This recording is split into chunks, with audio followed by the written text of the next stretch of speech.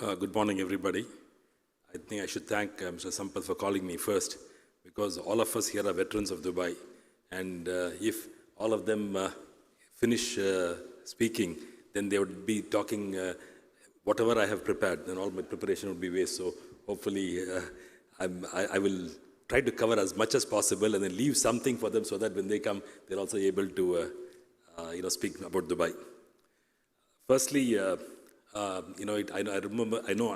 today is a weekday. It's actually the beginning of the week, so maybe it will not be possible for everybody to come here and attend this session.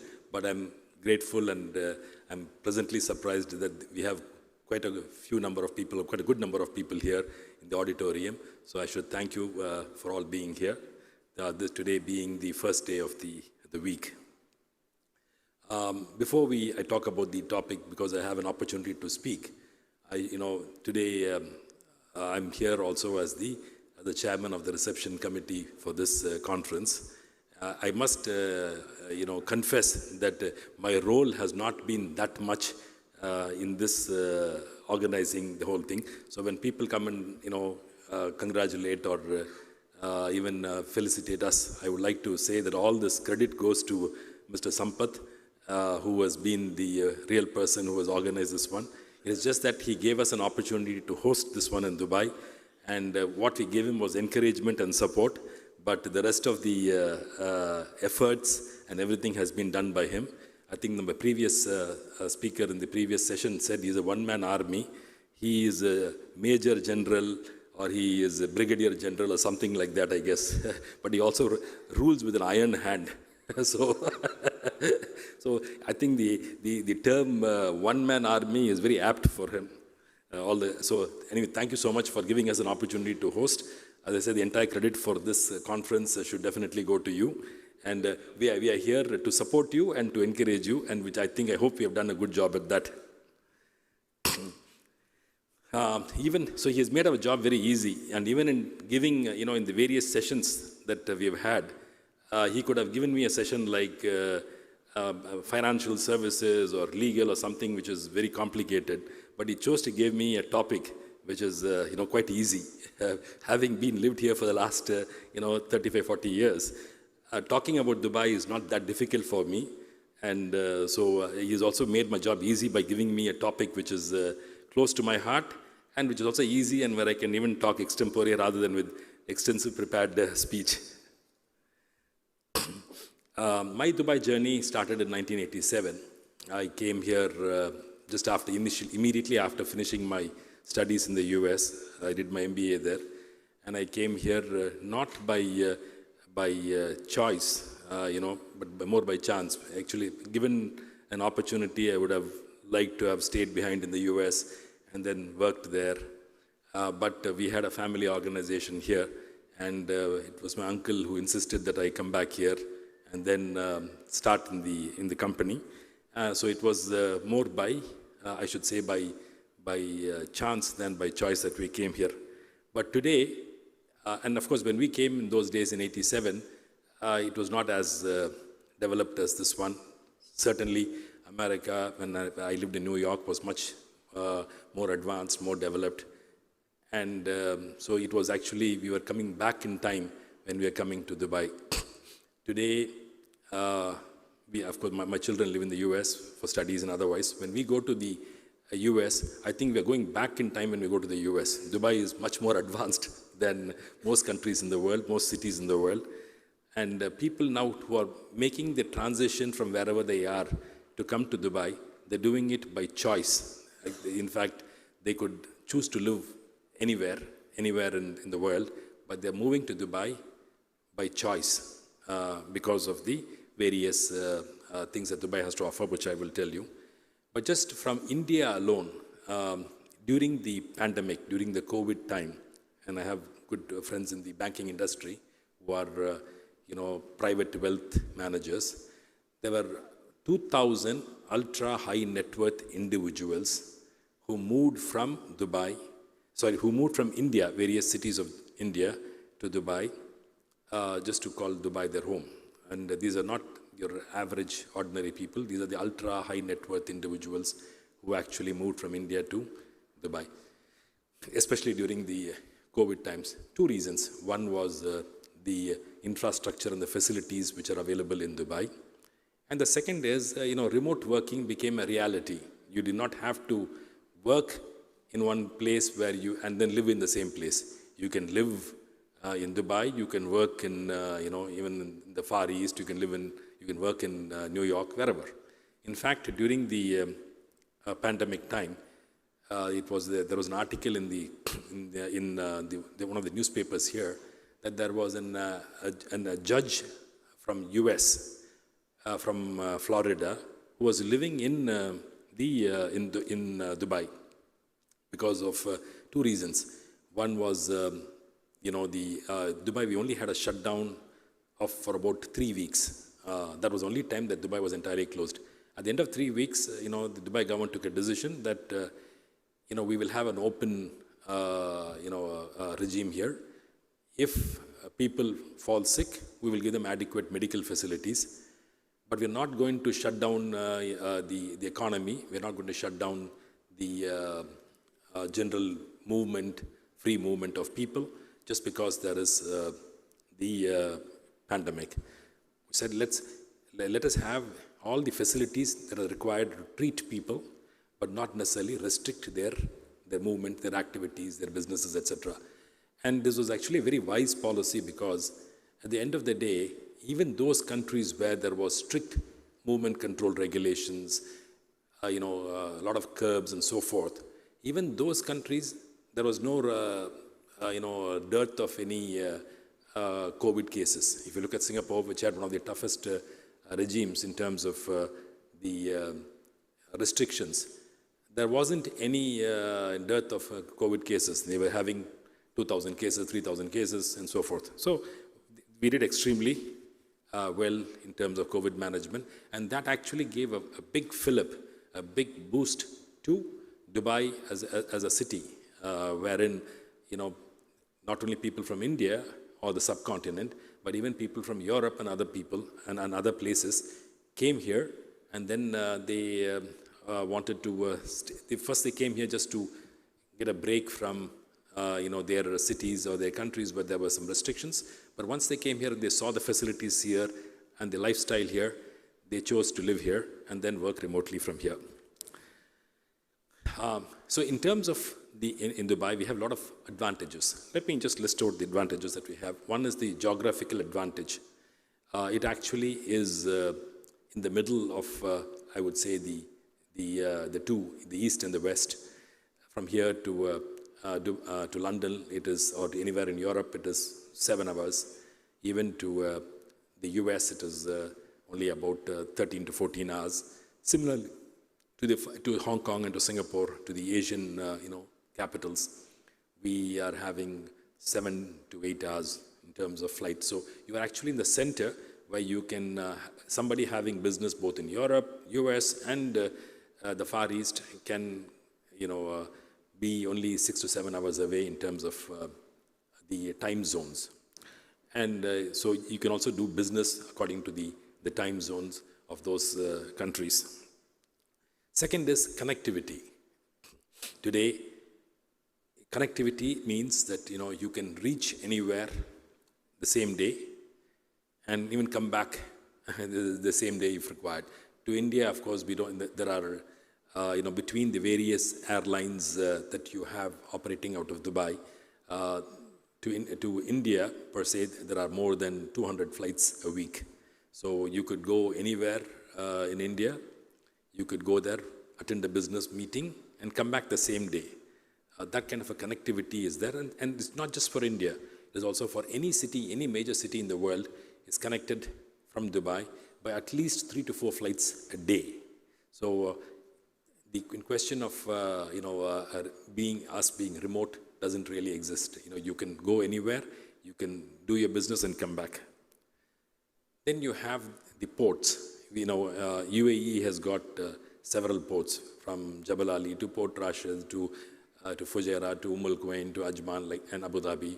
So any shipment which is there, especially for people who are in trade, which is a big business in UAE, the port connectivity is there for even for transliners and for container, transshipments. And the only thing which was missing here was the rail network. Now the rail network also is now getting ready. We already have a rail network for movement of cargo from Habshan to Ruwais, but this is being extended all the way up to Fujairah and then onwards to Oman, and similarly it will be extended to Saudi Arabia as well. So you have an extensive rail network which is going to be in place both for movement of cargo as well as for passengers. In terms of telecommunication, we have one of the, let's say, more dynamic telecommunication networks in the world. We have two telecom operators with 4G, 5G network. So seamless connectivity with the rest of the world is possible.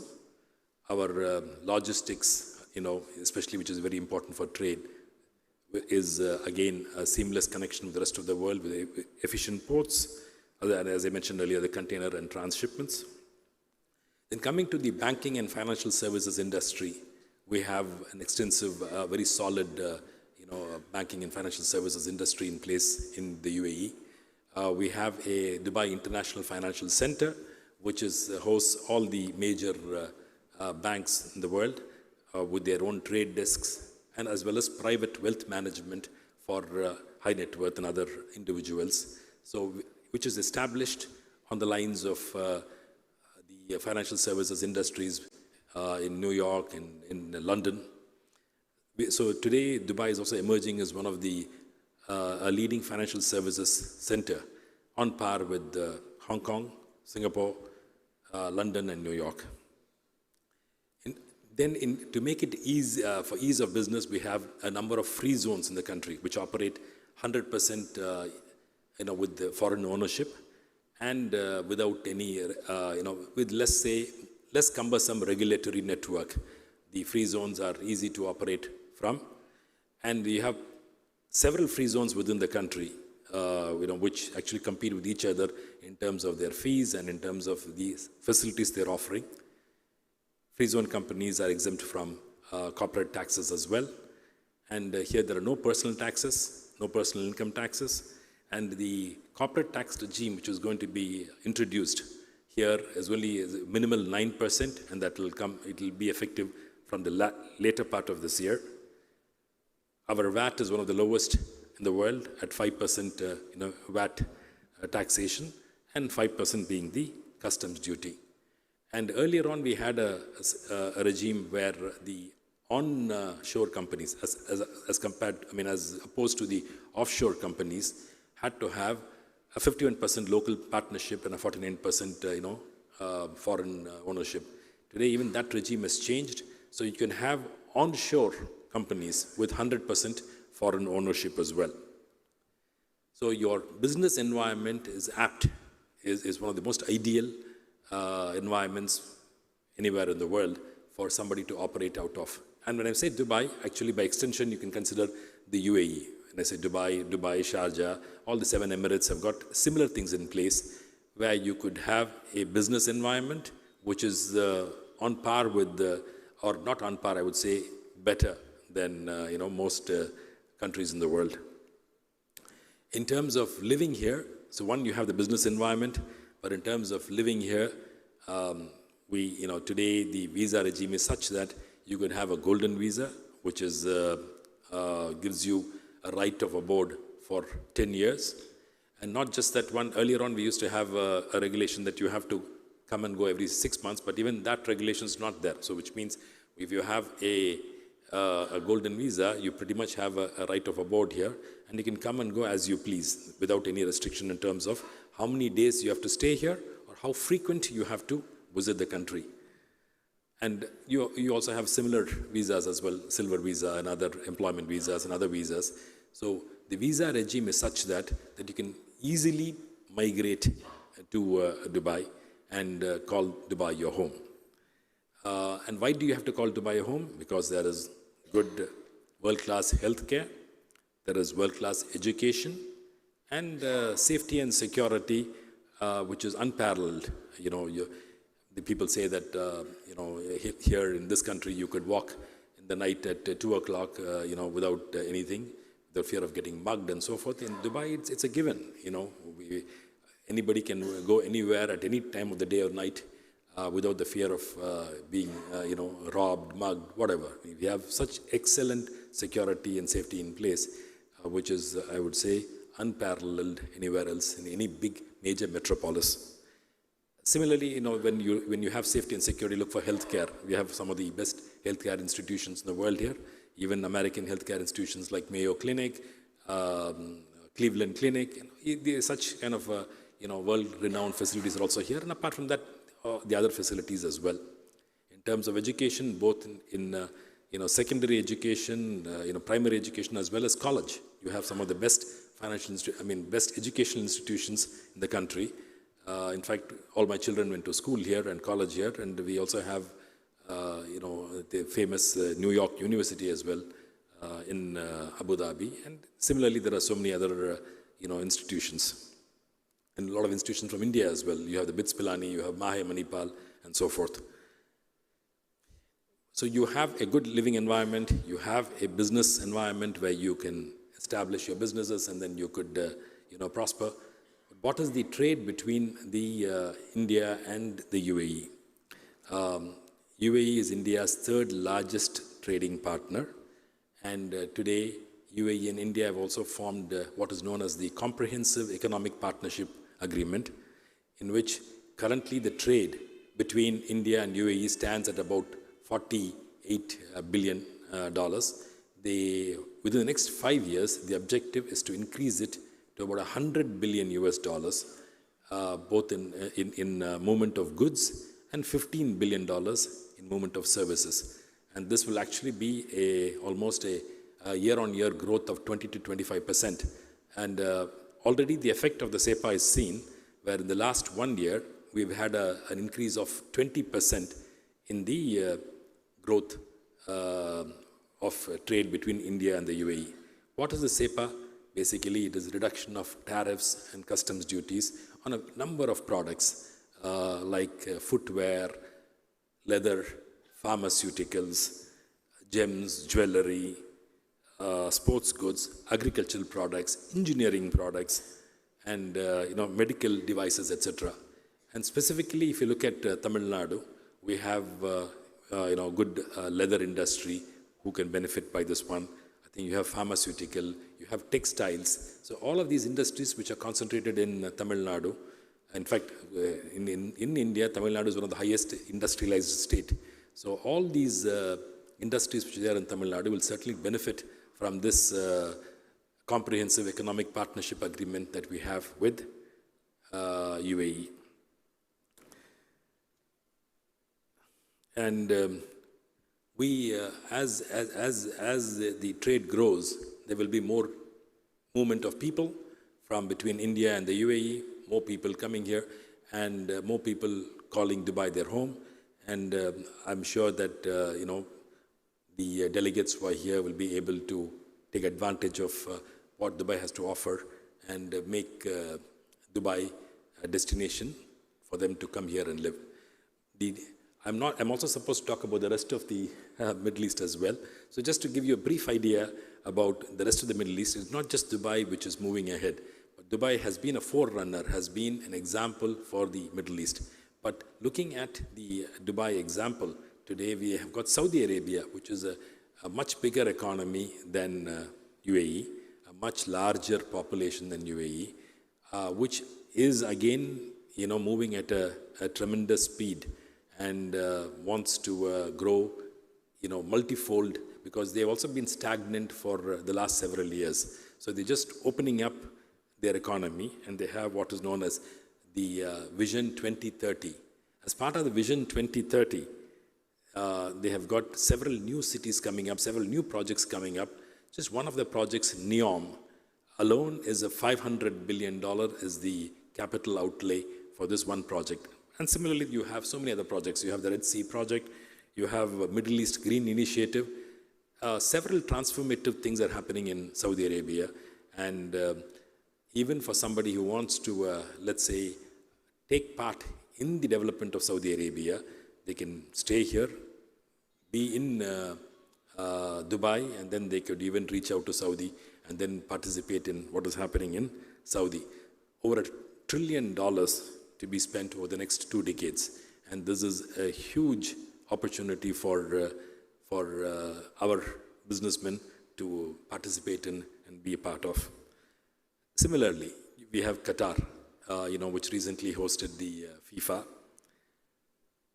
Qatar again is a smaller economy, a smaller country, but then again has got limitless opportunities for Indian businesses. And eventually what will happen is that most countries in the Middle East will follow the Dubai model, will open up their cities, their countries to businessmen who want to come in for employment opportunities, because at the end of the day, they have a shortcoming in terms of local manpower. They need to necessarily have expatriate manpower, expatriate businessmen to come and contribute to their economy.